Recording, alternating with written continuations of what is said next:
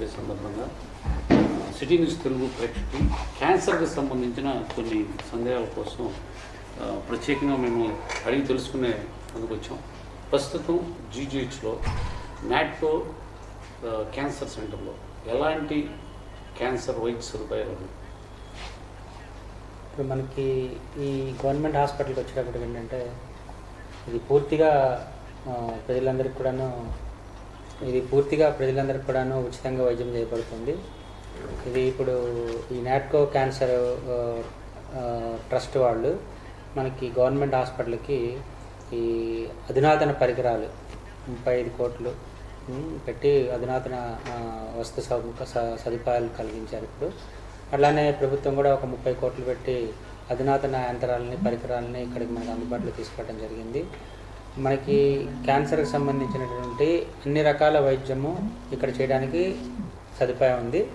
అది కొన్ని రకాలు బోన్ మ్యారో ట్రాన్స్ప్లాంట్ అని బ్లడ్ క్యాన్సర్స్లో కొన్ని వైద్యం మాత్రం మనకి కొంచెం కష్టతరంగా ఉంది. కానీ బట్ మిగతా అన్నీ కూడాను చిన్నపిల్లలు వచ్చే దానికి సంబంధించి క్యాన్సర్లు మనం చేయలేకపోవచ్చు. కానీ ఇక్కడ మిగతా అన్ని రకాల క్యాన్సర్లు మనం చేయటానికి అందుబాటులో ఉన్నాయి. ఇప్పుడు ఉదాహరణకి నోటి క్యాన్సర్లు, రొమ్ము క్యాన్సర్, తర్వాత గర్భాశయ క్యాన్సర్లు, ఈ 3 క్యాన్సర్లు మనకి సుమారుగా మనకి మొత్తం మీద 50% మంది ఇళ్ళే ఉండే అవకాశం ఎక్కువగా ఉంది. సో వీళ్ళందరికీ కూడా మనం వైద్యం చేయడానికి ఇక్కడ అన్ని రకాల సదుపాయాలు ఏర్పడటం జరిగింది. డాక్టర్ గారు, ఎక్కువగా మనం ప్రస్తుతం చూస్తూ ఉంటాం క్యాన్సర్ వచ్చిన వాళ్ళు చనిపోవడం ఎక్కువగా జరుగుతూ ఉంటుంది.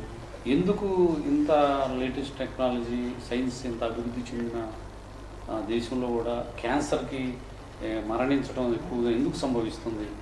ఓకే, సో మొట్టమొదటి ఏంటంటే మనకి అవగాహన లోపము, ప్రజల్లో అవగాహన లేకపోవటము. రెండోదేమో ప్రజలు చాలా దూర ప్రాంతాల్లో రిమోట్ విలేజెస్లో ఉండటం వల్ల వాళ్ళకి ఎక్కడికి వెళ్ళాలి, ఎక్కడ చూపించుకోవాలి అనేది ఒకటి సరైన అవగాహన లేకపోవటము, వాళ్ళు రావడానికి కానీ ట్రాన్స్పోర్ట్ ఫెసిలిటీస్ కానీ. తర్వాత ఇంకొకటి ముఖ్యంగా ఏంటంటే ఈ వైద్యం అనేది సుమారుగా ఒక 2 నెలల నుంచి సంవత్సరం పాటు వైద్యం ఉంటుందన్నమాట. చాలామంది దీని మధ్యలో ఇన్ని రోజులు వైద్యం చేయించుకోలేక ఇంటికి దూరంగా ఉండలేక మధ్యలో రాలేకపోవడం జరుగుతుంది. ఇంకొకటి ఆ పేషెంట్ ఒక్కటే కాకుండా పేషెంట్తో పాటుగా 1-2 మనుషులు ఉండాల్సిన అవసరం అవుతుంది. అంటే ఒక పేషెంట్ యొక్క ఆదాయం కోల్పోతున్నారు, వాళ్ళ యొక్క సహాయకులు ఎవరైతే వస్తారో వాళ్ళు కూడా ఆదాయం కోల్పోవడం జరుగుతుంది. కాబట్టి వీళ్ళు అంత ఎక్కువగా మళ్ళీ ఇంకొకటి ఏంటంటే ఈ క్యాన్సర్ వస్తే ఎలాగూ చనిపోతారు, ఇంక వైద్యం చేయించుకోకపోయినా ఒకటే అనేటువంటి ఒక మూఢనమ్మకం అయితే ఉంది ప్రజల్లో. దానివల్ల ఏంటంటే ఎలాగూ చనిపోతారు కాబట్టి మనం వైద్యం చేయించుకోవాల్సిన అవసరం లేదు, మనం ఆదాయం మళ్ళీ నష్టపోతున్నాము, ఇంటి దగ్గర పనులన్నీ మానేసుకొని ఇప్పుడు పొలం పనులే ఉంటాయి, తర్వాత ఏమో బిజినెస్లే ఉంటాయి, ఇవన్నీ మానేసుకొని రావడం కష్టం అవుతుందని ఈ అన్ని కారణాల వల్ల ఏంటంటే ఇప్పుడు మెయిన్గా వీళ్ళు ట్రీట్మెంట్కి దూరంగా ఉండటం జరుగుతుంది. డాక్టర్ గారు, ఇప్పుడు క్యాన్సర్ నాకు క్యాన్సర్ ఉంది అని ఎలాంటి క్యాన్సర్లో పేషెంట్ వస్తారు మీ దగ్గర? సపోజ్ ఇప్పుడు నోటి క్యాన్సర్ ఉంది, నోటి క్యాన్సర్ని ఎలా గుర్తిస్తారు? ఇప్పుడు నోటి క్యాన్సర్లు అనేవి మనకి 100కి 80-90% మందికి మాత్రం నోటి క్యాన్సర్లు అన్నీ కూడాను మనం స్వయంకృత అపరాధం అంటారు కదా, ఇంకా ఆ విధంగా వచ్చేవే. ఎందుకంటే ఇప్పుడు మన దేశంలో ఉన్నటువంటి నోటి క్యాన్సర్లు మొత్తం కూడాను పొగాకు సంబంధించిన ఉత్పత్తులతోటి ఉపయోగించడం వలన వచ్చేవి ఎక్కువగా ఉన్నాయి. ఇప్పుడు ఉదాహరణ తీసుకుంటే స్మోకింగ్ వలన లంగ్ క్యాన్సర్ వస్తుంది. తర్వాత ఏమో వీళ్ళు పొగాకుని వీళ్ళు నోట్లో పెట్టుకొని అట్లానే ఉంచుకోవటం వలన ఖైనీ అని, జర్దా అని, పాన్ అని, గుట్కా అని ఇవన్నీ నోట్లో పెట్టుకోవడం వలన ఆ కణాలు రూపాంతరం చెంది క్యాన్సర్గా వృద్ధి చెందడం జరుగుతుంది. ఇంకొకటి మనం ఇటువైపు కోస్టల్ రీజియన్ చూసేది ఏంటంటే నస్యం, పొగాకుని ముక్కులో పెట్టి పీల్చుకునేటువంటి సంస్కృతి ఉంది మన దగ్గర. సో దానివల్ల ఏంటంటే నాసోఫెరింజియల్ క్యాన్సర్స్ ఇవన్నీ కూడా ఇక్కడ ముక్కుకు సంబంధించిన క్యాన్సర్లు వచ్చే అవకాశం ఉంది. ఇంకొకటి మనం ఉత్తరాంధ్రలో చూసుకుంటే కనుక ఈ స్మోకింగ్ని అడ్డ పొగ అంటారు, అది రివర్స్ స్మోకింగ్. పొగాకు మండేటువంటి ఆ సిగరెట్ని నోట్లో పెట్టుకొని పీల్చడం జరుగుతుంది. ఎస్పెషల్లీ మన శ్రీకాకుళం, విజయనగరం ఈ ప్రాంతాల్లో. అది ఏంటంటే దాని టెంపరేచర్ చాలా హై టెంపరేచర్ ఉంటుంది అన్నమాట. మనకి బ్లాస్ట్ ఫర్నేస్లో ఉంటుంది సార్ టెంపరేచరు, అంత 1000 degrees of 10,000 degrees of temperature ఉంటుంది బర్నింగ్ ఎండ్ దగ్గర. దానివల్ల ఏంటంటే ఆ నోట్లో ఇప్పుడు ఇరిటేషన్ ఉండటం వల్ల అంగిటి క్యాన్సర్లు వచ్చే అవకాశం ఎక్కువగా ఉంది. మనం ఇప్పుడు నార్త్ వైపు ఆంధ్రప్రదేశ్ మనం చూస్తే కనుక శ్రీకాకుళం, విజయనగరం వైపు ఎక్కువ మంది కనిపిస్తుంటారు. మహిళల్లో కూడా ఈ రివర్స్ స్మోకింగ్ అనేది అడ్డు చుట్టు అంటారు కదా, దాన్ని తీర్చి పెట్టుకొని వాడుతూ ఉంటారు అన్నమాట. సో వీటన్నిటి వలన 100% మంది కూడాను నోటి క్యాన్సర్లు మొత్తం కూడాను పొగాకు సంబంధించిన ఉత్పత్తుల వల్లనే వచ్చేస్తుంది. కాబట్టి ఇప్పుడు దాన్ని కనుక మనం నిర్మూలిస్తే ఈ నోటి క్యాన్సర్లు మొత్తం కూడా నిర్మూలించడానికి అవకాశం ఎక్కువగా ఉంది. అందుగురించే ప్రభుత్వం వాళ్ళు కూడా టీవీల్లో, రేడియోల్లో, సినిమాల్లో అన్నింటిలో కూడాను ప్రకటనలు ఇస్తూ ఉన్నారు.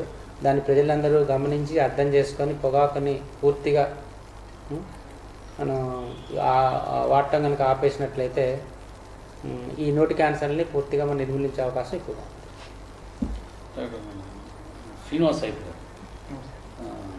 సర్జికల్ ఆంకాలజీలో మీరు బ్రెస్ట్ క్యాన్సర్కి సంబంధించి, ఇప్పుడు ఇందాక సర్వైకల్ క్యాన్సర్ గురించి అయిపోయింది, బ్రెస్ట్ క్యాన్సర్ సంబంధించి ఎక్కువగా మహిళల్లో ఏ వయసు వారికి ఈ బ్రెస్ట్ క్యాన్సర్ వచ్చే అవకాశం ఉంది?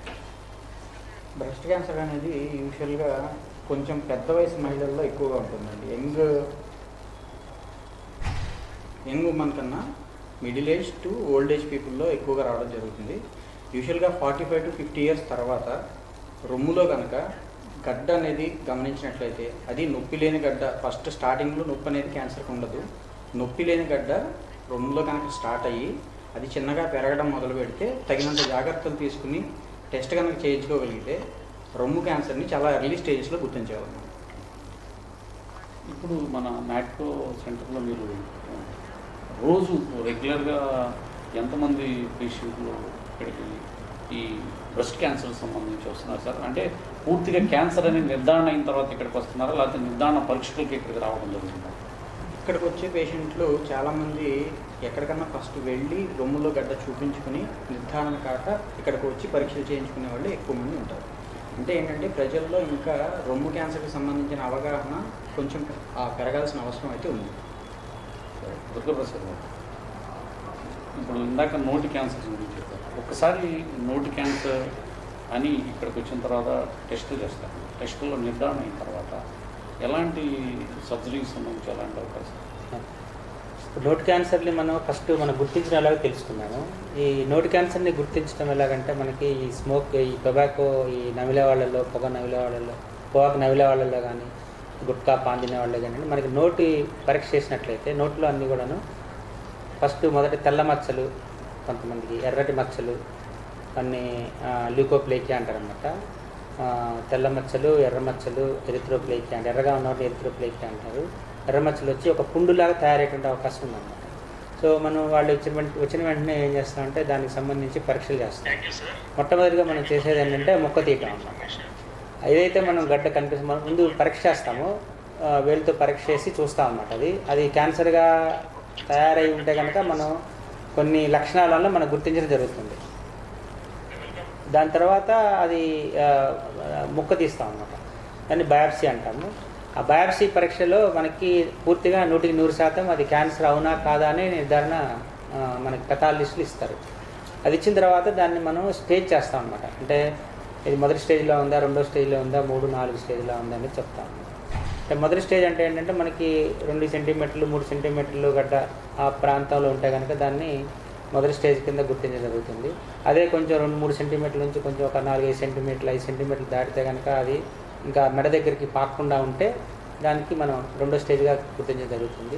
ఎప్పుడైతే మనం ఆ గడ్డ నుంచి కనుక మెడలో కనుక కొన్ని బిళ్ళలు కట్టినాయో ఆ బిళ్ళలు క్యాన్సర్ కణాలుగా ఎక్కువగా ఉండే అవకాశం ఉంది. కాబట్టి దాన్ని మనం మళ్ళీ అవసరమైతే దానికి సూది పరీక్ష చేసి దాన్ని నిర్ధారించడం జరుగుతుంది. అది నిర్ధారణ జరిగితే కనుక అది 3వ స్టేజ్ కింద కన్సిడర్ చేస్తాం అన్నమాట. అక్కడ నుంచి ఇంకా అది బాగా పెద్దదైపోతే ఇంకా 4వ స్టేజ్ అయినా అప్పటి నుంచి ఇంక వేరే ప్రాంతాలకు పాకితే 4వ స్టేజ్ కింద దాన్ని గుర్తించడం జరుగుతుంది. ఈ ట్రీట్మెంట్ అనేది ఈ స్టేజ్ని బట్టి ఉంటుంది అన్నమాట. సుమారుగా మనకి మొదటి స్టేజ్ రెండో స్టేజ్లో ఏంటంటే ఆపరేషన్ తోటి పూర్తిగా నయమయ్యే అవకాశం ఎక్కువగా ఉంటుంది. కొన్ని సందర్భాల్లో ఏంటంటే ఆపరేషన్ చేసిన తర్వాత దాన్ని పరీక్షకు పంపించిన తర్వాత కొన్ని మెడలో కూడా గడ్డలు వచ్చినట్టుగా గుర్తిస్తే దాని తర్వాత కీమోథెరపీ కానీ రేడియేషన్ కానీ దాని అవసరాన్ని బట్టి ఎంతవరకు ఇన్వాల్వ్ అయింది, దాని ఎంత సైజులో ఉంది గడ్డలు అనే దాన్ని బట్టి మనం ట్రీట్మెంట్ ఉంటున్నాం. ఇది మొదటి స్టేజ్, రెండో స్టేజ్లో చేస్తాం. ఇక మూడో స్టేజ్, నాలుగో స్టేజ్కి వచ్చేటప్పటికి ఆపరేషన్ చేయలేని పరిస్థితిలో ఉన్నప్పుడు దానికి మనం కీమోథెరపీ రేడియేషన్ అని ఉంటుందన్నమాట.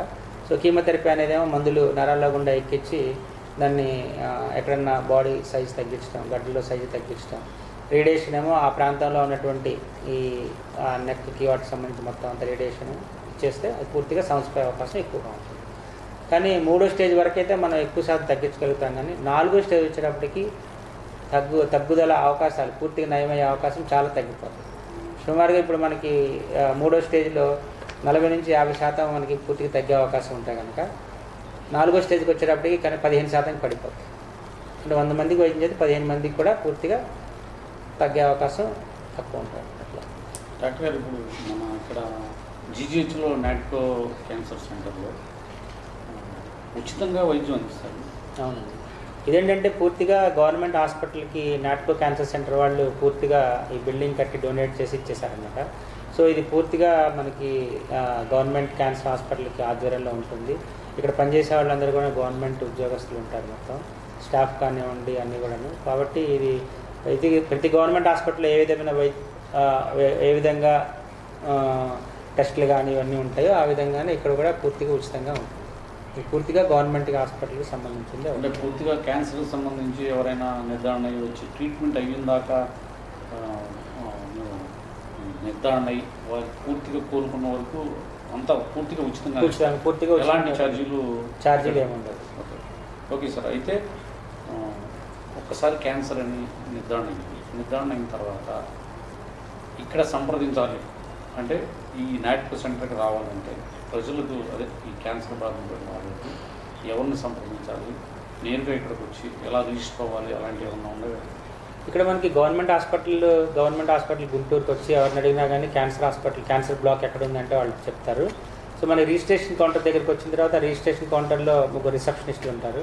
సో వాళ్ళకి కనుక చెప్పినట్లయితే వాళ్ళు డాక్టర్ దగ్గర తీసుకెళ్ళి ఇది క్యాన్సర్ లక్షణాలు ఉన్నట్లు అనిపిస్తున్నాయా లేదా అనేది డాక్టర్ చూసి క్యాన్సర్ లక్షణాలు ఉన్నట్లు అనిపిస్తున్నాయి అంటే రిజిస్ట్రేషన్ చేయడం జరుగుతుంది. రిజిస్ట్రేషన్ చేసిన తర్వాత ఇంక దానికి తగిన పరీక్షలు మనకి మొక్క తీయాలా, లేకపోతే సూది పరీక్ష చేయాలా అన్నా, లేకపోతే సిటీ స్కాన్ చేయాలన్నా, ఏ పరీక్ష చేయాలన్నా కానీ మన దగ్గర అన్నీ జరుగుతాయి. అలాగే సార్. ఇప్పుడు రొమ్ము క్యాన్సర్ అని చెప్పారు, అదే బ్రెస్ట్ క్యాన్సర్కి సంబంధించి బ్రెస్ట్ క్యాన్సర్ యొక్క లక్షణాలు డాక్టర్ గారు ఇందాక చెప్పినట్టు గడ్డలు అలాంటివి ఒకసారి నిర్ధారణ అయిన తర్వాత రొమ్ము క్యాన్సర్కి కూడా ఇక్కడ ప్రత్యేకంగా కీమోథెరపీ మనం ఇక్కడ చేస్తామండి.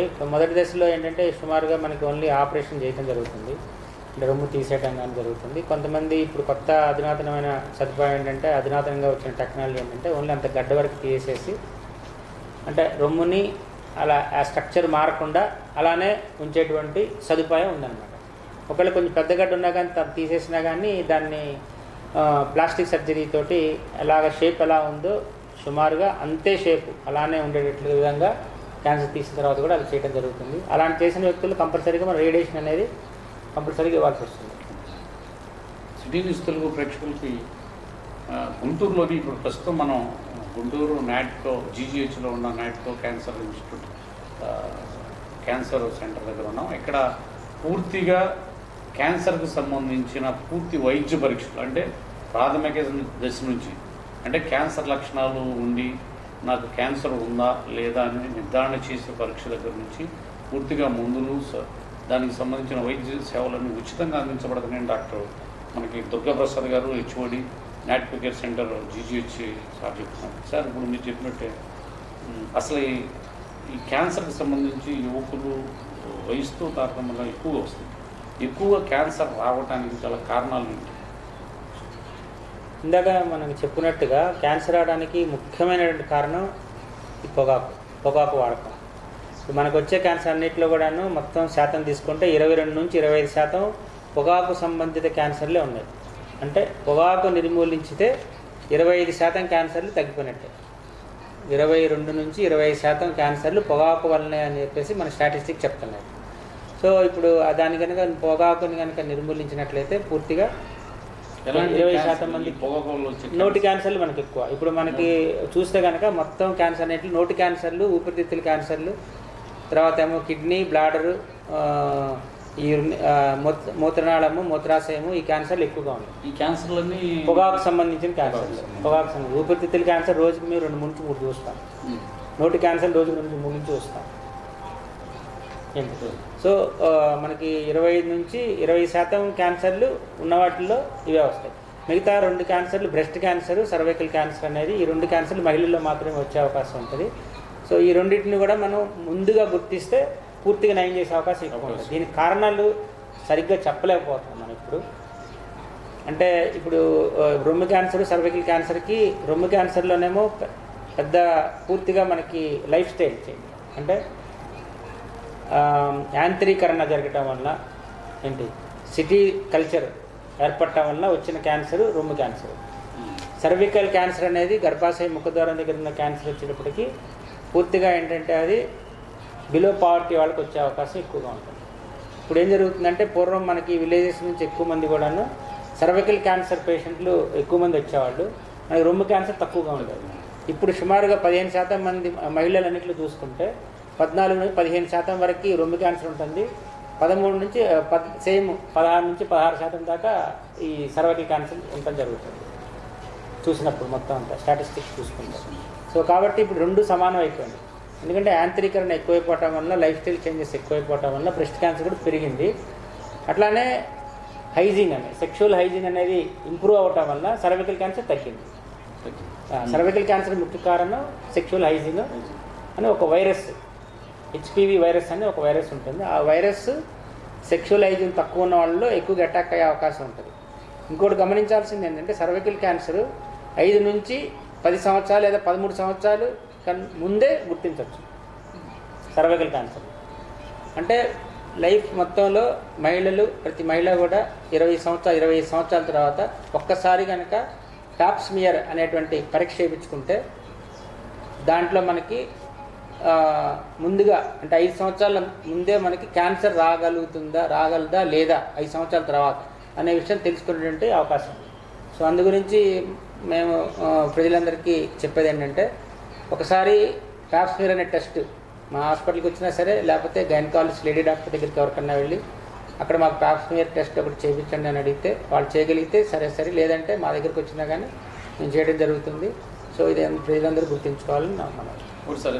అంటే గర్భాశయ ముఖద్వారం క్యాన్సర్, బ్రెస్ట్ క్యాన్సర్ అనేది దానికి మనం గుర్తించాల్సింది ఏంటంటే ఇందాక డాక్టర్ గారు చెప్పినట్టుగా రొమ్ములో గడ్డ, ఏ గడ్డ వచ్చినా సరే, అంటే అన్ని గడ్డలు క్యాన్సర్లు కాదు, 30% వరకు క్యాన్సర్ ఉండే అవకాశం ఉంటుంది.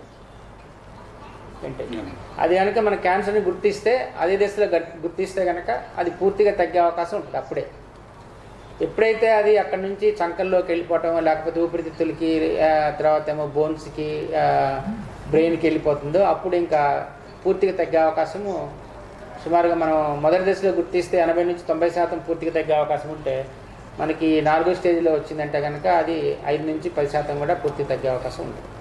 ఒకటి డాక్టర్ గారు, మొదటి దశలో క్యాన్సర్ని గుర్తించాలి అంటే ఇప్పుడు బ్రెస్ట్ క్యాన్సర్ అవ్వచ్చు, సర్వైకల్ క్యాన్సర్ అవ్వచ్చు, ఈ మహిళల్లో అవేర్నెస్ లేక మొదటి దశలో గుర్తించలేకపోతున్నారు, లేకపోతే సరైన వైద్య సదుపాయాలు లేక గుర్తించలేకపోతున్నారు. ఒకటి వన్ ఆఫ్ ది కాజెస్ అవగాహన సరిగ్గా లేకపోవడం మూలంగానే చాలామంది గుర్తించలేకపోతున్నారండి ఎర్లీ స్టేజెస్లో. ఏంటంటే ప్రతి మహిళ 35-40 సంవత్సరాలు దాటిన ప్రతి మహిళ తన రొమ్ముల్ని తానే ఎగ్జామిన్ చేసుకోవడం, కొత్తగా ఏమన్నా గడ్డలు ఏమన్నా వచ్చినాయా అని చూసుకోవడం, ఈవెన్ కొత్త గడ్డలు ఏమన్నా వచ్చినా, చంకల్లో కనుక గడ్డలు ఏమన్నా తగిలినా, లేకపోతే చనుమొనల నుంచి రక్తం కారుతున్నా, చనుమొనల నుంచి ఏమన్నా డిశ్చార్జ్ వస్తున్నా ఒకసారి దగ్గరలో ఉన్న డాక్టర్ గారి దగ్గరికి వెళ్ళి సంప్రదించుకుని ఒకసారి స్కానింగ్ చేయించుకుని ఆ గడ్డకి సూది పరీక్ష కానీ ఒకసారి చేయించుకుంటే మీరు త్వరగా ఎర్లీ స్టేజెస్లో క్యాన్సర్ని గుర్తించగలుగుతారు. అలాగే ఇందాక సార్ చెప్పినట్టు సర్వైకల్ క్యాన్సర్ని కూడా ప్యాప్ స్మియర్ అంటే 40 సంవత్సరాలు దాటిన, అంటే మామూలుగా అయితే 25 ఇయర్స్ దాటిన వాళ్ళ నుంచి ప్యాప్ స్మియర్స్ కనుక రెగ్యులర్గా చేయించుకుంటూ ఉంటే సర్వైకల్ క్యాన్సర్ని కూడా ఎర్లీ స్టేజెస్లో మనం గుర్తించగలం.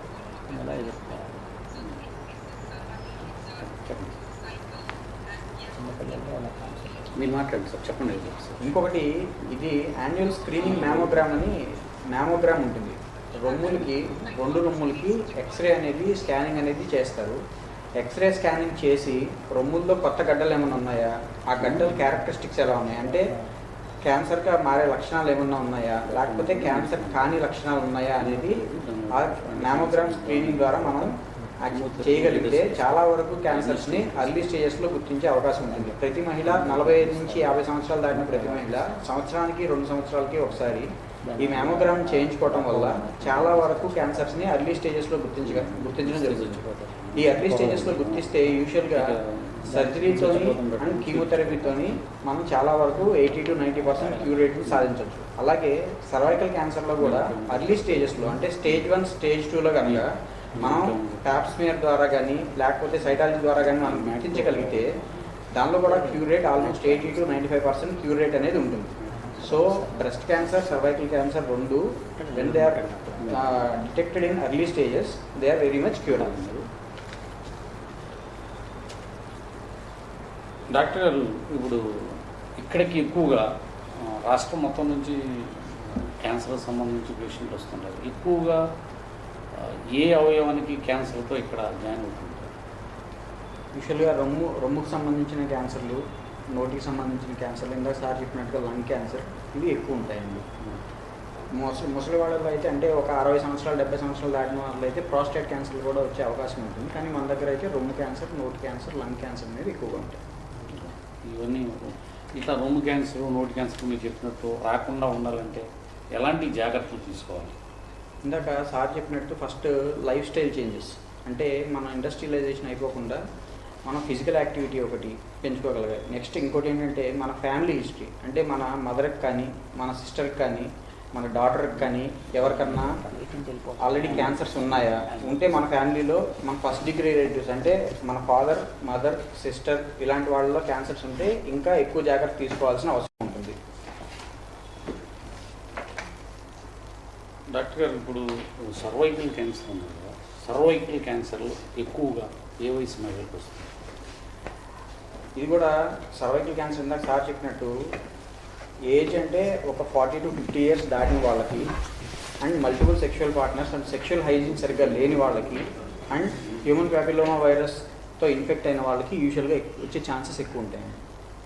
ఈ సర్వైకల్ క్యాన్సర్ వచ్చిన తర్వాత మన నాట్కో క్యాన్సర్ కేసు అంటూ మహిళలు వస్తుంటారు, వారికి ఉచితంగా ట్రీట్మెంట్ ఇస్తుంటే పూర్తిగా నయమయ్యే అవకాశం ఉంది. వచ్చిన పూర్తిగా నయమయ్యే అవకాశం చాలా వరకు 90 to 95% ఉంటుందండి. స్టేజ్ 1 స్టేజ్ 2లో ఐదర్ సర్జరీ కావచ్చు, లేకపోతే రేడియోథెరపీ కావచ్చు, క్యూర్ రేట్స్ అనేవి చాలా హై ఉంటాయి. 90 to 95% మనం ఎర్లీ స్టేజెస్లో డిటెక్ట్ చేస్తే ప్యాప్స్మియర్ ద్వారా క్యూర్ రేట్స్ చాలా ఎక్కువగా ఉంటాయి. ఎక్కువ క్యాన్సర్ వచ్చింది అని గుర్తించాక మీరు సర్జికల్ అంకాలజీ ఏ దశలో సర్జరీ చేయాల్సిన పరిస్థితి వస్తుంది?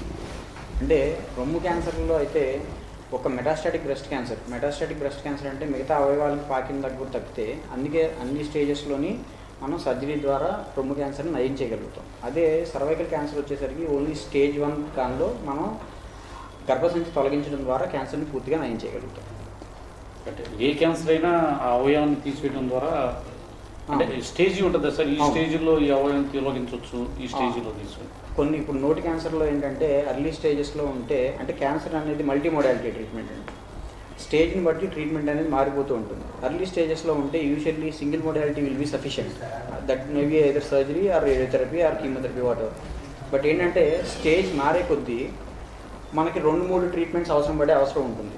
స్టేజ్ 2లో ఉదాహరణకి మనం రొమ్ము క్యాన్సర్ సర్జరీ చేసినా సరే కొంచెం గడ్డ సైజ్ ఎక్కువ ఉండటం, లేకపోతే చంకల్లో గడ్డలు రావడం ఇలాంటివి ఉంటే సర్జరీతో పాటు కీమోథెరపీ ఇవ్వడం, లేకపోతే చంకల్లో గడ్డలు ఇంకా ఎక్కువగా ఉంటే రేడియోథెరపీ ఇవ్వడం, ఇలా మల్టీ మోడాలిటీ ట్రీట్మెంట్ ఎక్కువ అవసరం ఉంటుంది. బట్ ఎర్లీ స్టేజెస్ అంటే స్టేజ్ 1లో యూజువల్గా సింగిల్ మోడాలిటీ, అంటే సర్జరీతో చాలా వరకు నయం అయిపోతాయి. సర్జరీ. ఓకే, ఇప్పుడు మనతో పాటు డాక్టర్ మురళి గారు మెడికల్ అంకాలజీ విభాగం నుంచి వచ్చారు. డాక్టర్ గారిని అడిగి కూడా ఈ క్యాన్సర్కి సంబంధించి ఒక నిర్ధారణ పరీక్ష జరిగిన తర్వాత ఇందాక వరకు మన డాక్టర్ దుర్గాప్రసాద్ గారు క్యాన్సర్కి సంబంధించి పొగాకు ద్వారా ఎంతమందికి వస్తుంది ఏంటి అనేది చెప్పారు. ఇప్పుడు డాక్టర్ మురళి గారు మెడికల్కి సంబంధించి ఎక్కువ క్యాన్సర్ ఒకసారి నిర్ధారణ అయిన తర్వాత కీమోథెరపీ ఇలాంటివి ఇస్తుంటారు. ఎక్కువ మందికి ఈ కీమోథెరపీ ఏ పరిస్థితుల్లో క్యాన్సర్ పేషెంట్ ఇస్తారు? కీమోథెరపీ అనేది ఇప్పుడు కీమోథెరపీ అనేది మనం ఒకసారి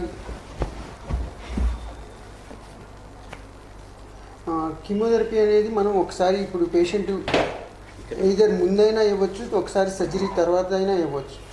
ముందు ఇచ్చేది కొన్ని కండిషన్స్లో సర్జరీ చేయకుండా ముందే ఇస్తారు, కొన్ని కండిషన్స్లో సర్జరీ చేసిన తర్వాత ఇస్తారు. ఇందాక డాక్టర్ గారు చెప్పినట్టు ఎర్లీ స్టేజ్లో స్టేజ్ 1 స్టేజ్ 2లో ఉన్నప్పుడు ప్రైమరీ మొడాలిటీగా సర్జరీ చేస్తారు. స్టేజ్ 3 స్టేజ్ 4 ఉన్నప్పుడు జనరల్గా కీమోథెరపీ ఇచ్చేసేసి ఆ అవయవం ఉంది ఆ క్యాన్సర్ గడ్డ తగ్గేటట్టు చేసేసి దాని తర్వాత సర్జరీ ప్లాన్ చేస్తారు. ఇప్పుడు ఆడవాళ్ళలో జనరల్గా బ్రెస్ట్ కన్జర్వేటివ్ సర్జరీ అని వచ్చింది. దానికోసం అని ముందే కీమోథెరపీ ఇస్తే వాళ్ళకి the chances of breast conservative surgery అనేది చాలా ఎక్కువ ఛాన్సెస్ ఉండేది, అలా బ్రెస్ట్ని సేవ్ చేయడం కోసం అని. అందుకని అలాంటి సందర్భాల్లో నియో అడ్జువెంట్ కీమోథెరపీ అంటారు. అప్పుడు కీమోథెరపీ ముందు ఇచ్చి దాని తర్వాత సర్జరీ ప్లాన్ చేస్తారు, దాని తర్వాత కీమోథెరపీ ఇస్తారు. ఎక్కువగా డాక్టర్ ఈ కీమోథెరపీ అంటారు. అసలు కీమోథెరపీ అంటే ఏంటి, ఏ స్టేజ్లో వాళ్ళకి ఇస్తారు? కీమోథెరపీ అంటే చాలామంది జనరల్ పాపులేషన్ ఏమనుకున్నా చాలా టాక్సిక్ అలా అనుకున్నారు. యాక్చువల్గా అయితే ఫస్ట్ ఇనీషియల్గా కీమోథెరపీ అనేది నిజంగానే చాలా టాక్సిక్గా ఉండేది. ప్రజెంట్ సిచ్యువేషన్లో ఆ కీమోథెరపీ సైడ్ ఎఫెక్ట్స్ అన్నిటినీ మనం మందులతో చాలా వరకు తగ్గిస్తున్నాం.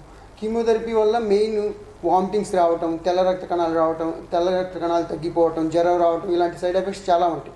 బట్ ఇప్పుడు ప్రజెంట్ సిచ్యువేషన్లో ఆ సైడ్ ఎఫెక్ట్స్ అన్నిటినీ పోగొట్టడానికి మన దగ్గర మందులు ఉన్నాయి.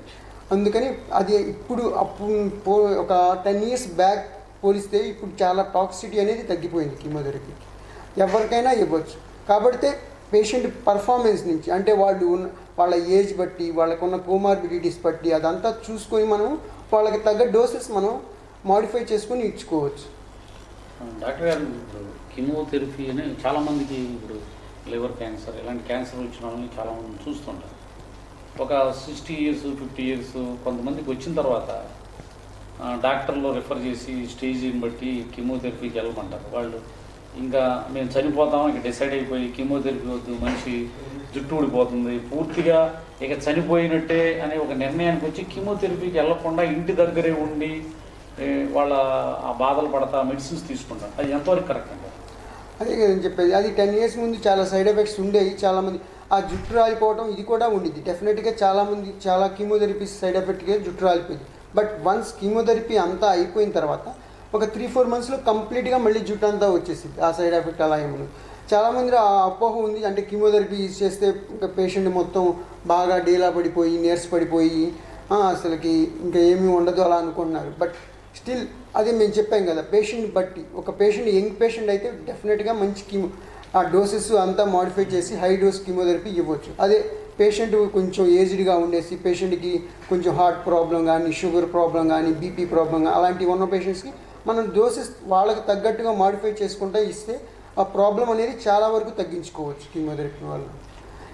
ప్రజెంట్ కీమోథెరపీ అలా కొంతమంది కీమోథెరపీకి ఇష్టపడిన వాళ్ళకి ప్రజెంట్ సిచ్యువేషన్లో మెడికల్ ఆంకాలజీలో ఈ కొత్త ఎరాలో ట్యాబ్లెట్స్ ద్వారా కూడా ఇవ్వచ్చు. మీరు ఇందాక చెప్పారు లివర్ క్యాన్సర్. అసలు లివర్ క్యాన్సర్లో మనం కీమోథెరపీ కన్నా ట్యాబ్లెట్స్ ద్వారానే ఇస్తున్నాం. మనం టార్గెటెడ్ థెరపీ అంటారు వాటిని. టార్గెటెడ్ థెరపీ అంటే మామూలుగా ఒక చిన్న రిసెప్టార్స్ అయి ఉంటే వాటిని టార్గెట్ చేస్తే చిన్న ట్యాబ్లెట్స్ ఇస్తాం. ఆ ట్యాబ్లెట్స్ వల్ల కూడా సైడ్ ఎఫెక్ట్స్ ఉంటాయి. బట్ స్టిల్ ఆ ట్యాబ్లెట్స్తో వాళ్ళ లైఫ్ స్పాన్ అనేది అట్లీస్ట్ 2 to 3 years పెంచే విధంగా ఉండిద్ది. వాళ్ళు అంత సఫరింగ్ అనేది అంత లేకుండా ఉండి చూసుకోవచ్చు. అదే కాకుండా అలా ఇంటికి వెళ్ళకుండా వాళ్ళని మనం ఫస్ట్ నుంచే వాళ్ళకి ఇక్కడ మనం పాలియేటివ్ థెరపీ లాగా కొంచెం చిన్న డోసెస్ ఇచ్చుకుంటే ఆ సఫరింగ్ అనేది తగ్గించవచ్చు. కంప్లీట్గా ఇంటి దగ్గరే ఉండిపోతే వాళ్ళ సఫరింగ్ అక్కడ వాళ్ళు చూసుకోలేరు. అందుకని బెటర్ ఒకసారి మెడికల్ ఆంకాలజిస్ట్ని కానీ ఎవరో ఒక ఆంకాలజిస్ట్ని కన్సల్ట్ అయితే వాళ్ళు దానికి సంబంధించినట్టు చెప్తే దాన్ని బట్టి ఒక్కోసారి ఏమి చేయలేని పరిస్థితిలో వాళ్ళు చాలా సివియర్ పెయిన్లో ఉంటారు. వాళ్ళకి ఈ క్యాన్సర్స్ నుంచి బోన్ మెటాస్టాసిస్ అని, బ్రెయిన్ మెటాస్టాసిస్ అని వస్తాయి. అదే క్యాన్సర్ ఇది బ్రెస్ట్ క్యాన్సరు, లంగ్ క్యాన్సర్ ఏదైనా కానీ బ్రెయిన్కి వెళ్ళే ఛాన్సెస్ ఉంటుంది, బోన్కి వెళ్ళే ఛాన్సెస్ ఉంటుంది. వాళ్ళు ఆ సివియర్ పెయిన్లో వాళ్ళంతా ఇంటి దగ్గర ఉంటారు. అలా కాకుండా వాళ్ళకి మా దగ్గరకు వస్తే అట్లీస్ట్ రేడియేషన్ అయినా ఇచ్చామంటే ఆ పెయిన్ మెయిన్ క్యాన్సర్ పేషెంట్స్ అందరిలో ఫస్ట్ సిమ్టమ్ వాళ్ళకి మేమంతా చూసేది ఏంటంటే ఒకవేళ స్టేజ్ అడ్వాన్స్డ్గా ఉంటే వాళ్ళకి పెయిన్ అన్నా తగ్గించాలి, కనీసం వాళ్ళ లైఫ్ని కొంచెం క్వాలిటేటివ్గా పెంచాలి. దానికోసం ట్రై చేస్తుంటాం మేము. అట్లీస్ట్ అలా అన్నా ట్రై చేయడానికి. అలాంటి సమయంలో బ్రెయిన్ కానీ బోన్ కానీ ఆ పెయిన్ కానీ తట్టుకోలేనప్పుడు ఒక రేడియేషన్ ఒక డోస్ ఇచ్చేస్తేనే చాలు, వాళ్ళు చాలా రిలీఫ్ పొందుతారు. అందుకని అలా కూడా చేయొచ్చు. అందుకని అలా ఇంటికి వెళ్ళకుండా ఫస్ట్ మా దగ్గరకు వచ్చి ముందు సలహా అడిగితే అది మేమే చెబుతాం దానికి. ఇప్పుడు ప్రజెంట్ సిచ్యువేషన్లో ప్యాలియేటివ్ థెరపీ అంటున్నారు. అది ప్యాలియేటివ్ థెరపీ అనేది చాలా ముఖ్యం పేషెంట్కి. దాని గురించి కూడా మేము చెప్పగలుగుతాం పేషెంట్. ఇప్పుడు ఈ కీమోథెరపీ అనేది ఏ స్టేజ్లో వరకు స్టార్ట్ చేస్తారు సార్? ఇది అసలు కీమోథెరపీకి రావాల్సిన పరిస్థితి ఆ పేషెంట్కి ఎందుకు వస్తుంది? కీమోథెరపీ అనేది మేము ఇప్పుడు బ్రెస్ట్ క్యాన్సర్ ఉంది. బ్రెస్ట్ క్యాన్సర్ ఉన్నప్పుడు అది బ్రెస్ట్లోనే ఉండేది. బ్రెస్ట్లోనే ఉన్నప్పుడు దానికి లోకల్ థెరపీ అని ఉండేది, సిస్టమిక్ థెరపీ అని ఉండేది. లోకల్ థెరపీ అనేది ఎయిదర్ సర్జరీ చేసిన తర్వాత మళ్ళీ సర్జరీ అనేది లోకల్ థెరపీ కింద వచ్చింది. అంటే వాళ్ళు ఆ పార్ట్ వరకు రిమూవ్ చేస్తున్నారు. రేడియేషన్ కూడా అక్కడే ఇస్తారు, అది కూడా లోకల్గానే పనిచేసేది. ఈ క్యాన్సర్ అనేది ఎలా స్టార్ట్ అయింది? లోపల బ్లడ్ సెల్స్ అన్నీ స్టార్ట్ అయింది, అదే మళ్ళీ బ్లడ్లోకి వెళ్ళిపోతూ ఉండిద్ది. ఆ బ్లడ్లోకి వెళ్ళిపోయి అది ఎక్కడికెక్కడో స్ప్రెడ్ అవుతూ ఉండిద్ది. దాన్ని మైక్రోమెటాస్టాసిస్ అంటారు. దాన్ని కంట్రోల్ చేయడం కోసం మనం కీమోథెరపీ ఇస్తాం మెయిన్గా. అందుకనే స్టేజ్ అడ్వాన్స్డ్గా ఉన్న వాళ్ళకి the chances of going into brain కానీ అదర్ బోన్ పార్ట్స్ కానీ ఎక్కువగా ఉంటుంది. అలాంటి టైంలో ఆ మైక్రోమెటాస్టాసిస్ ఆ క్యాన్సర్ కణాలు బ్లడ్లో తిరుగుతూ ఉంటాయి. దాన్ని ఏం చేయలేము, మనం సర్జరీ చేసి చేయలేము. రేడియేషన్ వల్ల కూడా అది అంతా అక్కడ వరకే ఉంటుంది. ఆ టైంలో మనం కీమోథెరపీ ఇచ్చుకుంటే ఆ కణాలు కూడా అక్కడికి వాటి మీద ఎఫెక్ట్ ఉంటుంది. దానివల్ల మనకి ఆ డిస్టెన్స్ స్ప్రెడ్ అంటే వేరే ఆర్గాన్స్కి స్ప్రెడ్ అవ్వకుండా ఉండడానికి ఉపయోగపడుతుంది అన్నమాట కీమోథెరపీ. అందుకని మేము సిస్టమిక్ థెరపీ కింద యూజ్ చేస్తాం, వేరే ఆర్గాన్స్కి స్ప్రెడ్ అవ్వకుండా. ఒకవేళ వేరే ఆర్గాన్స్ స్ప్రెడ్ అయిందనుకోండి, దాని మీద కూడా ఎఫెక్ట్ అవ్వడం కోసం అనేది కీమోథెరపీ ఇస్తూ ఉంటాం. కీమోథెరపీ పేషెంట్ ప్రాణాలను కాపాడుతుందంటారు పూర్తిగా? డెఫినెట్గా కాపాడుతుంది కీమోథెరపీ. ఇప్పుడు స్టేజ్ 2, స్టేజ్ 3 వరకు అయితే చాలా వరకు కంప్లీట్ క్యూర్ అయ్యే ఛాన్సెస్ చాలా ఉందని చెప్పవచ్చు. మనం 100% ఒక 50 to 70% వరకు కంప్లీట్గా క్యూర్ అయ్యే ఛాన్స్ ఉంది బ్రెస్ట్ క్యాన్సర్. అది బ్రెస్ట్ క్యాన్సర్లో ఇప్పుడు చాలా మాలిక్యులర్ టైప్స్ ఉంది. అంటే ఆంకాలజీ మొత్తం మాలిక్యులర్ లెవెల్కి వెళ్ళిపోతుంది. అంటే ప్రతి కణం నుంచి చూసుకొని ప్రతి పేషెంట్కి మారిపోతూ ఉండేది. ఇప్పుడు బ్రెస్ట్లో 7-8 రకాల మాలిక్యులర్ టైప్స్ ఉంటాయి అన్నమాట.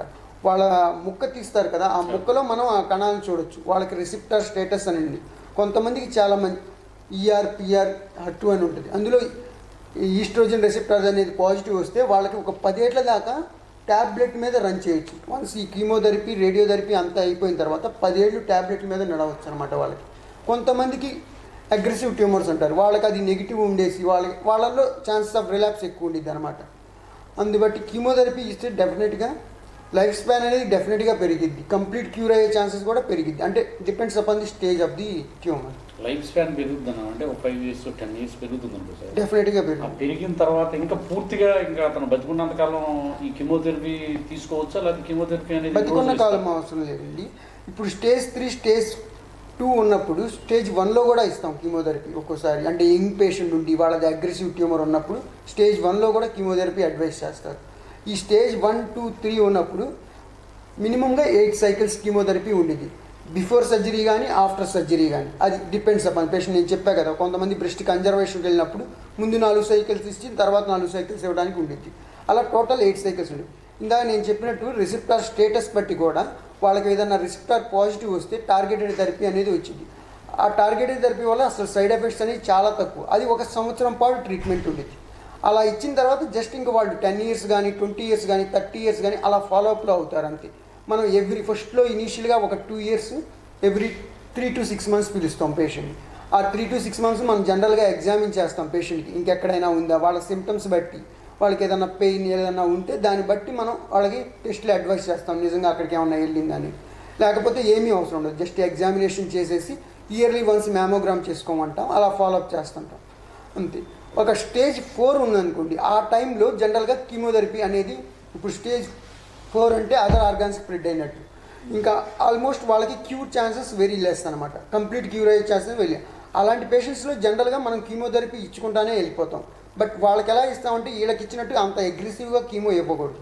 వాళ్ళకి ఒక్కొక్క డ్రగ్ ఇచ్చుకుంటాం, అంటే నెక్స్ట్ లెవెల్లో ఇంకో డ్రగ్ ఉపయోగపడిద్దని ఒక్కో డ్రగ్ అలా ఇచ్చుకుంటా వెళ్తాం.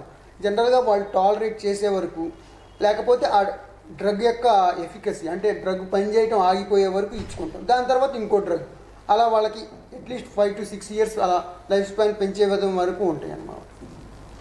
సార్ ఇప్పుడు సర్జికల్ ప్రాథమిక దశలో సర్జికల్ ఇందాక చెప్పారు కదా, ఓన్లీ బ్రెస్ట్ క్యాన్సర్, నోటి క్యాన్సర్, ఓన్లీ క్యాన్సర్స్ అని. చివరిగా మీరు మహిళలకు కానీ, ఇప్పుడు మీరు చాలామంది ఇక్కడ నాట్కో సెంటర్ క్యాన్సర్, వివిధ రకాల క్యాన్సర్లతో రాష్ట్రం నలుమూల నుంచి ఇక్కడికి వస్తున్నారు.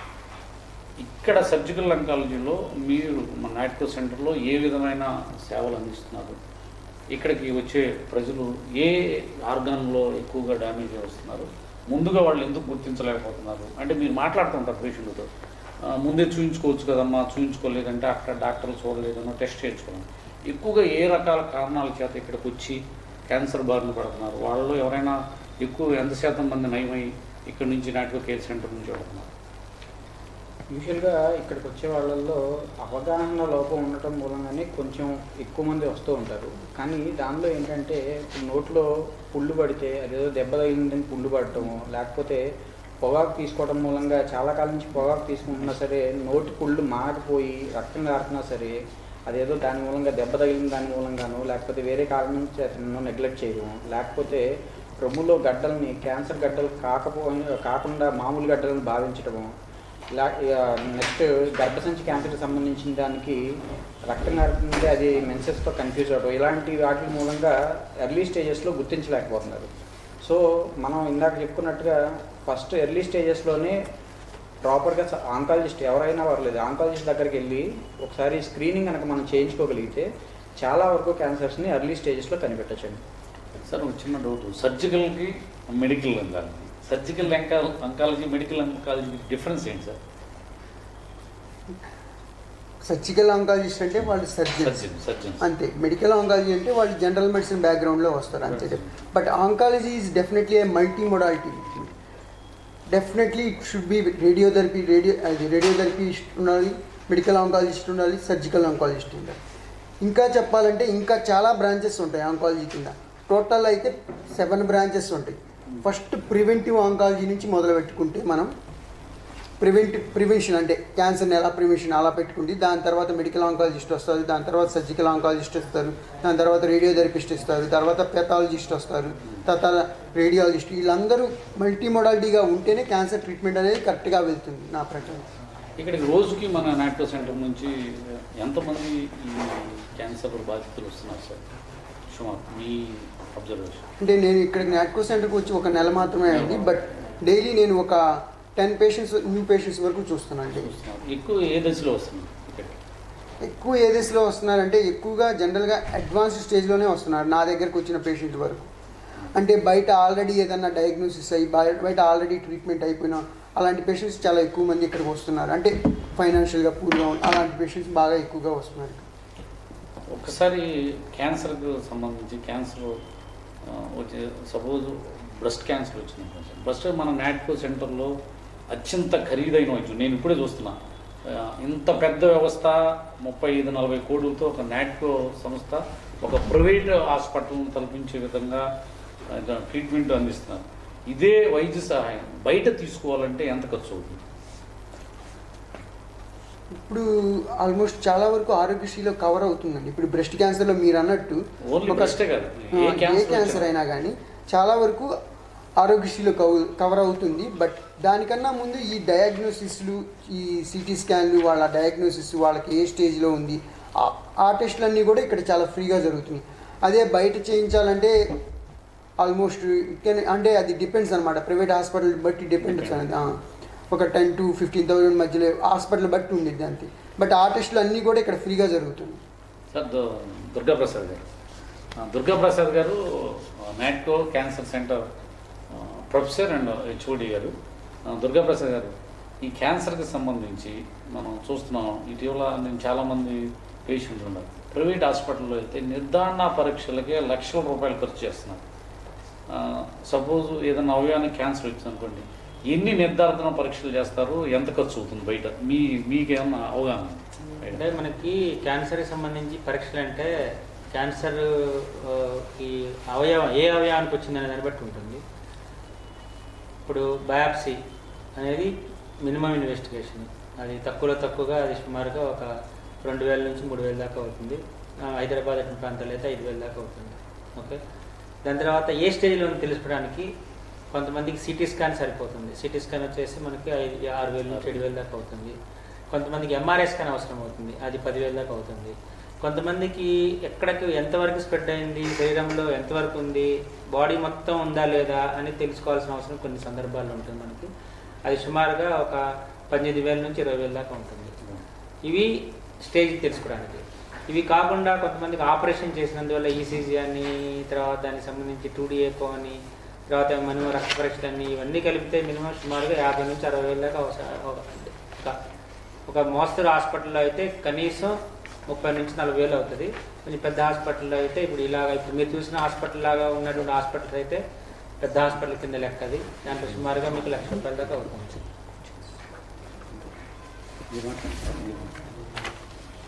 ఇప్పుడు డాక్టర్ గారు రేడియేషన్, ఇందాక రేడియేషన్ కెమోథెరపీ 2 డిఫరెంట్ కదా. ఇప్పుడు రేడియేషన్ దాని దుష్ప్రభావాలు ఏ విధంగా? రేడియేషన్ అంటే ఏంటంటే మనకి ఇప్పుడు ఈ ఎక్స్రేస్, మనం ఎక్స్రే సిటీ స్కాన్ చేస్తున్నాము, ఎక్స్రే చేస్తున్నాము. సో వీటిని డయాగ్నోస్టిక్ ఎక్స్రేస్ అంటారు. డయాగ్నోస్టిక్ ఎక్స్రేస్ అంటే మనం దాంట్లో ఏముంది, జబ్బు ఏముంది తెలుసుకోవడానికి మనం రెగ్యులర్ సిటీ స్కాన్ ఎక్స్రే చేస్తున్నాం కాబట్టి అది సరిపోతుంది. ఇంకో రకమైన దీన్నే హై ఎనర్జీ రేడియేషన్స్ని మనం ట్రీట్మెంట్ ఉపయోగించడానికి ఉపయోగిస్తాం. దాన్ని లీనియర్ యాక్సిలరేటర్ ద్వారా ఇవ్వడం జరుగుతుంది. సో ఈ లీనియర్ యాక్సిలరేటర్ అనే పరికరం అనేది సుమారుగా 8 నుంచి 10 కోట్ల దాకా ఉంటుంది. అయితే దీనికి కొన్ని ఇంకా అధునాతన సదుపాయాలతో కూడుకున్నట్టు లీనియర్ యాక్సిలరేటర్ అనేది ఉంది మన దగ్గర. అది సుమారుగా వచ్చేసి 15 నుంచి 20 కోట్ల దాకా ఉంటుంది. సో దీనికి ఓన్లీ ఒక మెషిన్ అది ఒకటే ఉంటుంది. దానికి సంబంధించి CT scan, planning CT scan అని సిటీ సిమ్యులేటర్ అని ఒక మెషిన్ ఉంటుంది. ఈ city simulator treatment planning systems అని ఉంటాయి. ఒక సిస్టమ్ వచ్చేసి 1 crore దాకా ఉంటుంది. సో ఇవన్నీ కలుపుకుంటే మొత్తం 25 కోట్ల దాకా ఓన్లీ ఈ ఎక్విప్మెంట్ వచ్చే అవకాశం ఉంది. ఇప్పుడు మీరు అన్నారు దుష్ప్రభావాలు అని చెప్పేసి. ఇప్పుడు పూర్వం రోజుల్లో మన కోబాల్ట్ మెషిన్ అని ఉండేది. దాంట్లో ఏంటంటే మనం సెలెక్టెడ్గా కరెక్ట్గా ఎక్కడైతే క్యాన్సర్ కణాలు ఉన్నాయో అక్కడే రేడియేషన్ ఇచ్చేటువంటి సదుపాయం దాంట్లో తక్కువ. ఇప్పుడు ఏంటంటే ఇప్పుడు మనం సిటీ స్కాన్ చేస్తాము. సిటీ స్కాన్లో క్యాన్సర్ కణాలు ఎక్కడ ఉంది, క్యాన్సర్ ఎక్కడ ఉందో గుర్తించి అక్కడ ఎక్కువ డోస్ ఇవ్వటము, తర్వాత దానికి ఎక్కడైతే మనకి స్ప్రెడ్ అవడానికి అవకాశం ఉందో అక్కడ కూడా డోస్ ఇవ్వటము, అలాగే దాని చుట్టుపక్కల ఏవైతే మనకి సెన్సిటివ్ స్ట్రక్చర్స్ ఉంటాయో ఆ స్ట్రక్చర్స్కి డోస్ తక్కువ ఇవ్వటము. సో ఇలాగ డిఫరెన్షియల్ రేడియేషన్ డోసింగ్ అంటారు. సో ఈ డిఫరెన్షియల్ డోసింగ్ వల్ల ఏంటంటే మనకి క్యాన్సర్ కణాలకి ఎక్కువ డోస్ వెళ్ళటము, క్యాన్సర్ లేనటువంటి కణజాలానికి తక్కువ డోస్ వెళ్ళటం వల్ల సైడ్ ఎఫెక్ట్స్ తక్కువ. మరి ఫర్ ఎగ్జాంపుల్ మీకు బ్రెయిన్ తీసుకుంటే కనుక బ్రెయిన్ ట్యూమర్స్ ఉన్న వాళ్ళల్లో ఆప్టిక్ నర్వ్ ఈ ఐ నుంచి వెళ్ళే నరం ఒకటి, బ్రెయిన్ స్టెమ్, ఈ 3 స్ట్రక్చర్స్ కూడా చాలా క్రిటికల్ స్ట్రక్చర్స్ అన్నమాట. ఇప్పుడు బ్రెయిన్ ట్యూమర్స్ వచ్చిన వాళ్ళల్లో ఏంటంటే మనం ఈ 3టికి కూడా తక్కువ డోస్ తోటి ఇచ్చుకుంటూ, అలానే క్యాన్సర్ కణాలకి ఎక్కువ డోస్ ఇస్తూ ఇచ్చేటువంటి అధునాతన సదుపాయం ఉన్న రేడియేషన్ ఇప్పుడు అందుబాటులో ఉంది మనకు. అట్లాగే ఇప్పుడు పెల్విస్లో రేడియేషన్ ఇవ్వాలంటే కనుక ఓన్లీ గర్భాశయం దానికి మాత్రమే ఎక్కువ డోస్ ఇచ్చు. పక్కన రెక్టమ్ అని ఉంటుంది, దాంతోపాటు చిన్న పేగులు ఉంటాయి. ఆ చిన్న పేగులకి రేడియేషన్ రావటం వల్ల ఏం జరుగుతుందంటే వాంతులు రావడము, విరోచనాలు రావడము, పేషెంట్ తట్టుకోలేక ట్రీట్మెంట్ ఆపేయడం జరుగుతుంది. సో ఇప్పుడున్నటువంటి వైద్య సదుపాయాలు ఏంటంటే ఈ చిన్న పేగులకి డోస్ తక్కువ వచ్చేస్తుంది, అలానే క్యాన్సర్ కణాలకి దాని పక్కనే ఉన్నటువంటి గర్భాశయం దగ్గర ఉన్న క్యాన్సర్ కణాలకి ఎక్కువ డోస్ ఇవ్వడం జరుగుతుంది. ఎక్కువ డోస్ ఇచ్చేటువంటి సదుపాయం ఉంది. ఇది జస్ట్ లైకే మనకి ఒక కంప్యూటరైజ్డ్ ప్లానింగ్ అనమాట. కంప్యూటర్లో మనం సెట్ చేసి ఇక్కడ ఈ డోస్ ఇవ్వాలి అంటే అది అక్కడ డోస్ ఇస్తుంది.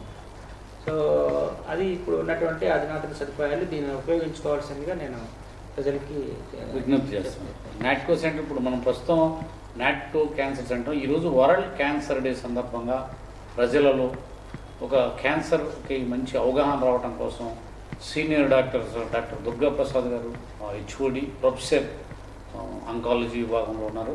అలాగే డాక్టర్ మురళి గారు మురళీ గారు మెడికల్ అంకాలజీ ఇంతకుముందు మాట్లాడారు. అలాగే డాక్టర్ మురళీ గారు, ఈ క్యాన్సర్ ఇటీవల కాలంలో క్యాన్సర్కి ఎక్కువ పెరగడానికి గల కారణాలు ఏమై ఉంటాయి? మెయిన్ ఈ మధ్యకాలంలో క్యాన్సర్ పెరిగిందనేది వస్తున్న విషయమే. అది మెయిన్ ఇంకా గ్రామాల్లో కానీ ఇంకా పట్టణాల్లో కూడా స్టిల్ ఇంకా అవేర్నెస్ అనేది, క్యాన్సర్ అవేర్నెస్ అనేది ఇంకా లేదు జనాల్లో. బట్ ఈ మధ్యకాలంలో ఇన్వెస్టిగేషన్స్ ఇవన్నీ పెరిగిపోవటం వల్ల వాటి వల్ల ముందుగానే తెలుస్తుంది. ఇది కొంచెం ఇంకా సిటీల్లో అదైతే ముందుగానే తెలుస్తుంది. బట్ స్టిల్ ఇక్కడ పల్లెటూళ్ళు వాళ్ళలో వాళ్ళకి ఇంకా ఏమీ ఐడియా లేదు. క్యాన్సర్ వచ్చిందంటే వాళ్ళు అసలు చూయించుకోవడానికి కూడా ఇష్టపడట్లేదు, వాళ్ళు ఇంకా అక్కడే ఉంటున్నారు. అది ఒకటి కారణం. మెయిన్ కారణం ఏంటంటే అదే మనం ఇన్వెస్టిగేషన్స్ ఇంకా ఎర్లీగా డిటెక్ట్ చేయడం, అంటే ఇప్పుడు కొంచెం జనాలకి కొంచెం అవేర్నెస్ పెరిగేసి ముందుగా రావడం వల్ల క్యాన్సర్ అనే ఇన్సిడెన్స్, అది క్యాన్సర్ పర్సంటేజ్ పెరిగిందని తెలుస్తుంది. ఇంకా ఆధునీకరణ వలన కూడా క్యాన్సర్ ఈ మధ్యకాలంలో ఇంకా పెరిగింది.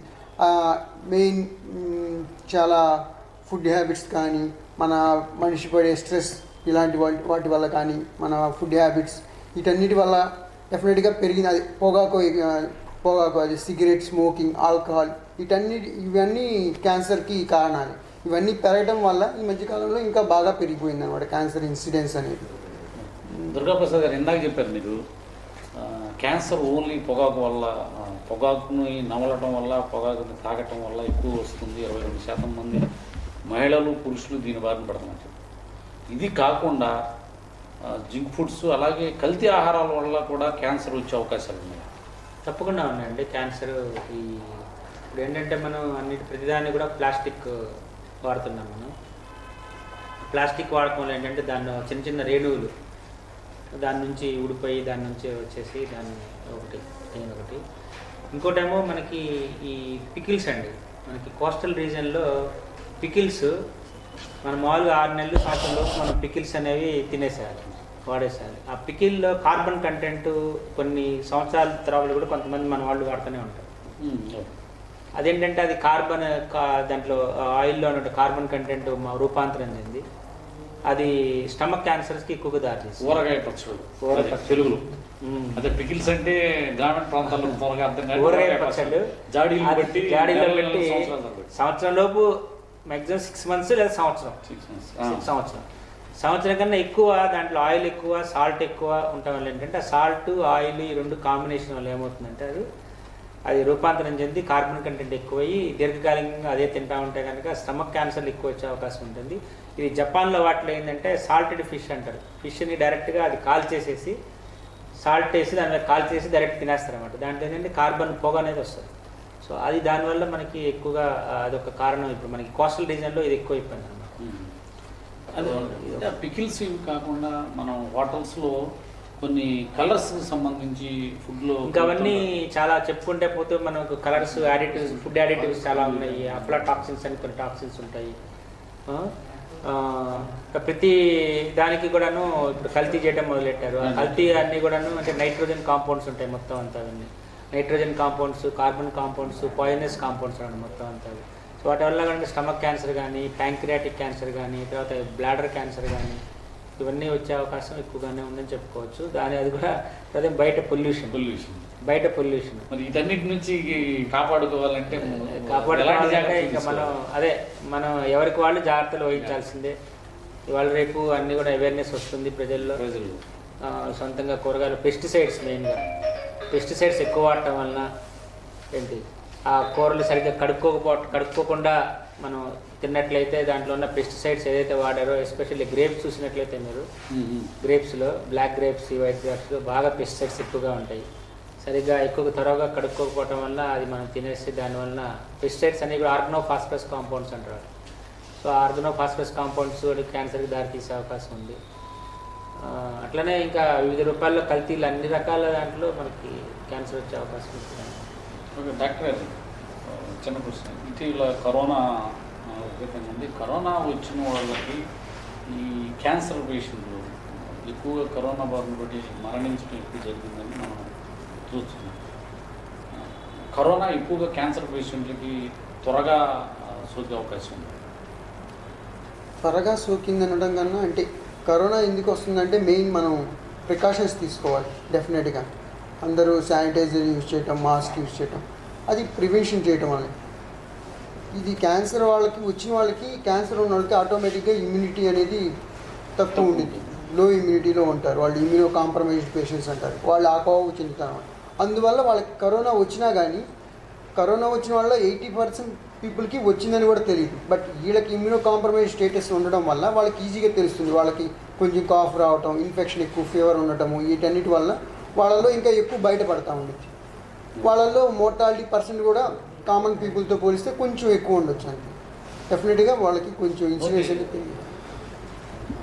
ప్రేక్షకులు ఒక విషయాన్ని గమనించండి. ఈరోజు వరల్డ్ క్యాన్సర్ డే సందర్భంగా మనం అవేర్నెస్ కార్యక్రమాన్ని నాట్కో క్యాన్సర్ కేర్ సెంటర్లో సీనియర్ ఆంకాలజీ డాక్టర్ మురళి గారు, అలాగే head of the department Natco cancer హాస్పిటల్లో జీజీహెచ్లో ఉంది. ప్రతి ఒక్కరూ తప్పకుండా మీకు సంబంధించి క్యాన్సర్కి సంబంధించి మీకు కానీ రాష్ట్రంలో ఉన్న మీ బంధువులు కానీ ఎవరైనా సరే క్యాన్సర్ బారిన పడినట్టే ఉచితంగా నాట్కో కేర్ సెంటర్లో ప్రైవేటు వైద్యాన్ని తలపించేందుకు అత్యాధునిక వైద్య పరికరాలతో అందిస్తున్నారు. ఎవరైనా మీ సందేహాలు ఉంటే 0863224463 ల్యాండ్లైన్కి ఫోన్ చేసి ఎలాంటి వైద్య సదుపాయాలు ఈ నాట్కో క్యాన్సర్ సెంటర్లో అందిస్తున్నారు, ఏ స్టేజ్లో ఈ వైద్య సదుపాయం అందుతుందనే విషయాలు పూర్తి అవగాహన మీకు కల్పించడానికి మరోసారి నెంబర్ నోట్ చేసుకోండి. 0863224463 నెంబర్కి కాల్ చేసి మీ యొక్క సందేహాలను రిసెప్షన్లో ఈ నెంబర్కి కాల్ చేస్తే లిఫ్ట్ చేస్తాం. రిసెప్షన్లో వీటికి సంబంధించిన సందేహాలు అడిగి తెలుసుకొని వెంటనే డాక్టర్ దుర్గాప్రసాద్ గారు, అలాగే మురళి గారు, ఇందాక శ్రీనివాస్ సాయప్ప గారు చెప్పినట్లు అత్యాధునిక పరికరాలతో 100% అంటే 80% ప్రాథమిక దశలో గుర్తిస్తే నివారణ తప్పకుండా ఉంటుంది. కాబట్టి ప్రజల్లో అవగాహన ముఖ్యం. ఎప్పటికప్పుడు మీ ఆరోగ్యాన్ని పరిరక్షించుకుంటూ ప్రాథమిక దశల్లో ఈ క్యాన్సర్ ఏదైతే ఉందో అన్ని రకాల అవయవాలకు వచ్చే క్యాన్సర్ని గుర్తించడం ద్వారా మనం క్యాన్సర్ని ప్రాథమిక దశలో కీమోథెరపీ ద్వారా కానీ మెడికల్ ద్వారా కానీ నివారించవచ్చు. ఇంతకు 10 సంవత్సరాల క్రితం క్యాన్సర్ వేరు, ఇప్పుడు వచ్చే క్యాన్సర్ నివారణకు అత్యాధునిక వైద్య పరికరాలు, వైద్య సదుపాయాలు, ఎన్నో వేల కోట్ల రూపాయల అయిన వైద్య పరికరాలు ఇక్కడ నాట్కో క్యాన్సర్ సెంటర్ ఇక్కడ ఉందని మన దుర్గాప్రసాద్ గారు హెచ్ఓడి అలాగే ఆంకాలజీ ప్రొఫెసర్ గారు చెప్తున్నారు. కాబట్టి ప్రేక్షకులు అందరూ అలాగే ఈ world cancer day awareness programme ఎవరైతే చూస్తున్నారో ప్రతి ఒక్కరూ ఉపయోగించుకొని ప్రాథమిక దశలో క్యాన్సర్ బారిన పడకుండా నివారణ మార్గాలు, అలాగే నివారణకు సంబంధించి ఎలాంటి జాగ్రత్తలు తీసుకుంటూ ఒకవేళ అలాంటి లక్షణాలు మీకు ఏదైనా కనిపించినట్లు కానీ అనిపించినట్లయితే వెంటనే ఇక్కడ ఉన్న నాట్కో కేర్ సెంటర్కి వచ్చి డాక్టర్ గారు సవాల్సారు. డాక్టర్ గారు దుర్గాప్రసాద్, చివరిగా సిటీ న్యూస్ తెలుగు ప్రేక్షకులు కావచ్చు ఈ కార్యక్రమాన్ని చూస్తున్నాం, మీరు ఇచ్చే సందేశం ఏంటి? అందరూ ఫస్ట్ మొట్టమొదటిగా ఎవరన్నా పొగాకు వాడుతున్నట్లయితే పూర్తిగా పొగాకు నుంచి దూరంగా ఉండాలి మొట్టమొదటిది. తర్వాత వచ్చేది లైఫ్ స్టైల్, ఎక్కువ ఫ్యాట్ కంటెంట్, ఎక్కువ ఆహారం తీసుకోకూడదు, ఎక్కువ ఫైబర్ కంటెంట్ తీసుకోవాలి, ఎక్కువ ఫ్యాట్ తీసుకోకూడదు, ఎక్కువ ఫైబర్ తీసుకోవాలి. ఫైబర్ అంటే పీచు పదార్థము, ఫ్యాట్ అంటే కొవ్వు పదార్థం. కొవ్వు పదార్థాన్ని తక్కువ తీసుకోవాలి, పీచు పదార్థాన్ని ఎక్కువ తీసుకోవాలి. అట్లానే కలర్ఫుల్ ఫుడ్ ఐటమ్స్ అంటే టమాటో, బీట్రూట్, క్యారెట్, తర్వాత క్యాప్సికమ్, ఇట్లా బ్రింజాల్, ఇట్లా ఎక్కువ కలర్తో ఉన్నటువంటి ఫ్రూట్స్ కానివ్వండి లేకపోతే వెజిటబుల్స్ కానీ తీసుకోవడం వల్ల దాంట్లో ఎక్కువ కెరటినాయిడ్స్ అని యాంటీ ఆక్సిడెంట్ ప్రాపర్టీస్ ఉన్నటువంటి పదార్థాలు ఉంటాయి దాంట్లో. సో ఇవి యాంటీ ఆక్సిడెంట్స్ అనేవి ఏంటంటే మన బాడీలో స్ట్రెస్ వచ్చినప్పుడు కూడా ఆ స్ట్రెస్ను నిర్మూలించడానికి ఇవి దోహదపడతాయి. సో ఈ ఆహారంలో మనం దీన్ని ఎక్కువ ఉపయోగించుకోవడం వల్ల, ఎక్కువ తీసుకోవడం వల్ల ఆ స్ట్రెస్ కంటెంట్ తగ్గి క్యాన్సర్ కానీ లేకపోతే షుగర్ కానీ బీపీ కానీ తక్కువ వచ్చేటువంటి అవకాశం ఉంటుంది. ఇంకొకటి ఏంటంటే ఇది కాకుండా ఎక్కువ మనం ఫ్యాట్ అంటే ప్రోటీన్ డైట్, ఎక్కువ ప్రోటీన్ డైట్ తీసుకోవాలి. తర్వాత కార్బోహైడ్రేట్ డైట్ తగ్గించుకోవాలి. కార్బోహైడ్రేట్ అంటే మనకి రైస్ కంటెంట్ ఎక్కువగా ఉన్న పదార్థాలు తీసుకోవాలి. రైస్ కానీ చపాతీలు కానీ ఎక్కువ తీసుకోవాలి. ప్రోటీన్స్ ఎక్కువగానే తీసుకోవాలి. అంటే స్ప్రౌట్స్, మొలకెత్తే గింజలు, ఎగ్, తర్వాత రాజ్మా నానేసుకొని తింటాము. తర్వాత ఏమో బెంగాల్ గ్రామ్ మన శనగలు నానేసి అది కొంచెం ఉబ్బిన తర్వాత తీసుకోవడం ఏంటంటే మనకి ప్రోటీన్ ఎక్కువ వస్తుంది. మనం ఎక్కువ కార్బోహైడ్రేట్ తీసుకోవడం వల్ల మనం ఎక్కువ లావ్ అవటము, ఒబేసిటీ రావటము, ఒబేసిటీకి సంబంధించి మనకి ఎక్కువ ఈ క్యాన్సర్లు కూడా ఎక్కువ అవటం జరుగుతుంది అన్నమాట. సో అందు గురించి తక్కువ కార్బోహైడ్రేట్, తక్కువ ఫ్యాట్, ఎక్కువ ప్రోటీన్, ఎక్కువ ఫైబర్, తర్వాత కలర్ఫుల్ ఫ్రూట్స్, వెజిటబుల్స్ ఇవి తీసుకుంటే మన ఆరోగ్యాన్ని అదుపులో ఉంచుకోవచ్చు. ఇది అన్నిటికన్నా ఇంకొకటి ముఖ్యము వ్యాయామం. తప్పనిసరిగా 30 నిమిషాలు ప్రతిరోజు లేదా కనీసం వారంలో కనీసం 4 గంటలు, వారానికి 4 గంటలు, రోజుకి అరగంట మినిమం ఈ వ్యాయామం చేసినట్లయితే ఇప్పుడు మనకి నడక కానివ్వండి, లేకపోతే నడక వ్యాయామం చాలా మంచిది. లేదంటే యోగా చేసినట్లయితే మనం పూర్తిగా దీన్ని అదుపులో ఉంచుకునే అవకాశం ఉంటుంది. క్యాన్సరే కాదు, అన్ని రకాల మానసిక, శారీరక రుగ్మతలు అన్నింటిని కూడా మనం అదుపులో పెట్టిన అవకాశం ఉంటుంది. ఓకే, థ్యాంక్ యూ దుర్గాప్రసాద్ గారు. వరల్డ్ క్యాన్సర్ డే సందర్భంగా ప్రేక్షకులకి, అలాగే ఈ వీడియోని చూస్తున్న వాళ్ళందరూ ఇక్కడ అందిస్తున్న వైద్య సదుపాయాలు మీరు చెప్పినట్టు ఈ మధ్య ఇటీవలే ఈ నాట్కో క్యాన్సర్ సెంటర్ని నాట్కో వాళ్ళు చాలా చక్కగా అన్ని సౌకర్యాలతో ఏర్పాటు చేశారు. ప్రజలందరూ దీన్ని ఉపయోగించుకొని చక్కగా సంపూర్ణ ఆరోగ్యంతో ఉండాలని కోరుకుంటున్నాను. మీరు మాకు అవకాశం ఇచ్చినందుకు ధన్యవాదాలు. మురళి గారు, మీరు కూడా ప్రజలకు ఈ క్యాన్సర్కి సంబంధించి ఏదైనా ఒక సందేశాన్ని ఇస్తారు? క్యాన్సర్ ఆల్రెడీ సార్ చెప్పినట్టు మెయిన్ మన హ్యాబిట్సే మెయిన్ చూసుకోవాల్సింది. ఎనీ బ్యాడ్ హ్యాబిట్స్, పొగాకు, ఆల్కహాల్ అలాంటివి ఎంత అవాయిడ్ చేయగలిగితే అంత మంచిది. అండ్ లైఫ్ స్టైల్ చేంజెస్ అనేది చాలా ముఖ్యం. యోగా కానీ, డైలీ యోగా కానీ, లేకపోతే మెడిటేషన్ కానీ, ఏదో ఒకటి ఎక్సర్సైజ్ కానీ, ఏదో ఒకటి ఒక 30 మినిట్స్ డైలీ అనేది ఉండాలి మన కరికులంలో, డైలీ కరికులంలో. డెఫినెట్గా అలా ఉంటే డెఫినెట్గా క్యాన్సర్ ప్రివెన్షన్ అసలు రాకుండా, ప్రివెన్షన్ అనేది ఎప్పుడైనా prevention is better than cure. For prevention we have to take precautions, like we have to avoid all outside foods and all, and you have to make a lifestyle changes like that. And ఏదైనా problem వచ్చినప్పుడు ఇంట్లోనే ఉండకుండా cancer ఉన్నదని తెలిసిన ఇప్పుడు complete cure అయ్యే chances చాలా ఉన్నాయి. చాలామంది అలా ఇంట్లో ఆగిపోకుండా ఫస్ట్ ఎవరైనా ఆంకాలజిస్ట్ సజెషన్ తీసుకోవడం చాలా మంచిది. ఓకే, థ్యాంక్ యూ దుర్గాప్రసాద్ గారు. క్యాన్సర్కి సంబంధించి మంచి అవగాహన కల్పించారు మురళి గారు. ధన్యవాదాలు. సిటీ న్యూస్ ప్రేక్షకులకు ఈ సంస్థ అందిస్తున్న నాట్కో సంస్థ, GGH గవర్నమెంట్ అందిస్తున్న సౌకర్యాన్ని ఉపయోగించి క్యాన్సర్ రోగుల కోసం అతిపెద్ద హాస్పిటల్ ఇక్కడ కార్పొరేట్ హాస్పిటల్కు ధీటుగా నెలకొల్పారు. ఇక్కడ చూస్తుంటే ఎంత ప్రశాంత వాతావరణంలో ఈ నాట్కో క్యాన్సర్ సెంటర్ ఉందో పూర్తిగా మీకు అవగాహన అవుతుంది. ఇందాక నేను చెప్పాను, దానికి సంబంధించి నెంబర్ మరొకసారి మీకు చెప్తాను.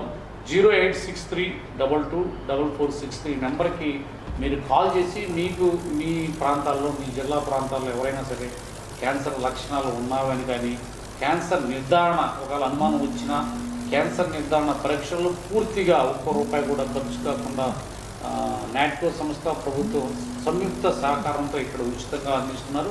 తప్పకుండా అందరూ అందుకుని దానికి సంబంధించి స్పెషలిస్టులు, మెడికల్ ఆంకాలజీ, గ్యాస్ట్రాంటర్, అలాగే డాక్టర్ల బృందం ప్రత్యేక వైద్య సౌకర్యాలు చక్కగా అందిస్తున్నారు. కాబట్టి ప్రతి ఒక్కరూ అందుకోవాల్సిందిగా చెప్తాం. ఇలాంటి అవగాహన కార్యక్రమానికి చక్కగా అందించినందుకు డాక్టర్స్కి, అలాగే నాట్కో వారికి ధన్యవాదాలు తెలుపుతూ ఇంతటితో ఈ కార్యక్రమాన్ని అందిస్తున్నాం. అంతవరకు సెలవు. నమస్కారం.